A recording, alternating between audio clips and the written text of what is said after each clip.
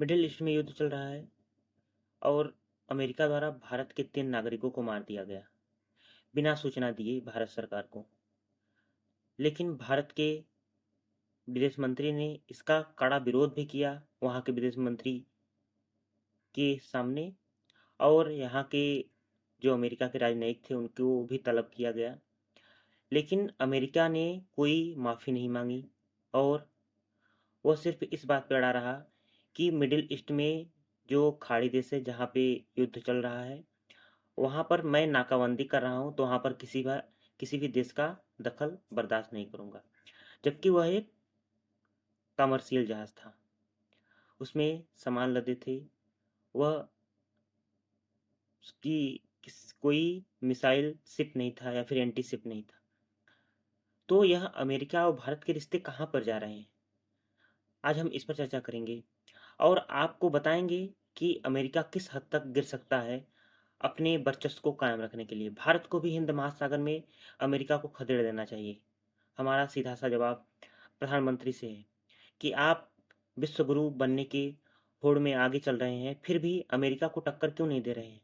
America को जवाब चाहिए। अमेरिका को अगर जवाब नहीं दिया जाएगा तो वह हमारे देश को पंगु समझ लेगा, और वही अटल बिहारी वाजपेयी ने और इंदिरा गांधी जी ने किया था, वही आप कीजिए। क्योंकि हमारा देश विश्व गुरु और विकसित राष्ट्र बनने की ओर अग्रसर है, फिर भी हम उससे डर रहे हैं जो देश हमें आग दिखा रहा है। हम चाइना से नहीं डरते, पाकिस्तान से नहीं डरते, लेकिन उस देश से डर रहे हैं। हम लोग कनाडा से नहीं डरे उस समय, तुर्की से नहीं डरे। अमेरिका ऐसा क्या कर दे रहा है कि हम लोग अमेरिका से डर रहे हैं? भारत सरकार इस पे कड़ा विरोध जताए कि अगर ऐसी कभी हिमाकत हुई तो हम हिंद महासागर में अमेरिका के आने जाने में रोक लगा देंगे। क्यों डर रहा है चाइना से? क्या अमेरिका साथ नहीं देगा? उसे साथ देना पड़ेगा। साथ नहीं देगा तो हिंद महासागर में कहाँ जाएगा? किसके बदौलत उछड़ेगा? हिंद महासागर में भारत से मजबूत राष्ट्र पर कहीं नहीं पाएगा वो। हिंद महासागर में चाइना का भी वर्चस्व नहीं है। भारत को इसको ध्यान देना चाहिए। और अगर भारत ऐसा नहीं कर रहा है तो भारत कभी भी स्वतंत्र राष्ट्र नहीं बन सकता। वह सिर्फ दबाव में जीता रहेगा, और दबाव में जीतने वाले हमेशा सिर्फ गर्त में चले जाएंगे। इसीलिए धैर्य से काम ले, पर जवाब जरूर दें।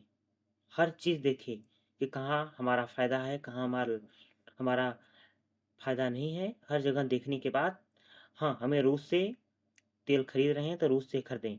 वेनेजुएला खुद ही इतना दूर देश है, उससे तेल खरीदने में हमें घाटा ही घाटा है। इसलिए हमारा सीधा सा जवाब है, अमेरिका अगर आँख दिखा रहा है तो हमें भी आँख फोड़ देना चाहिए। धन्यवाद।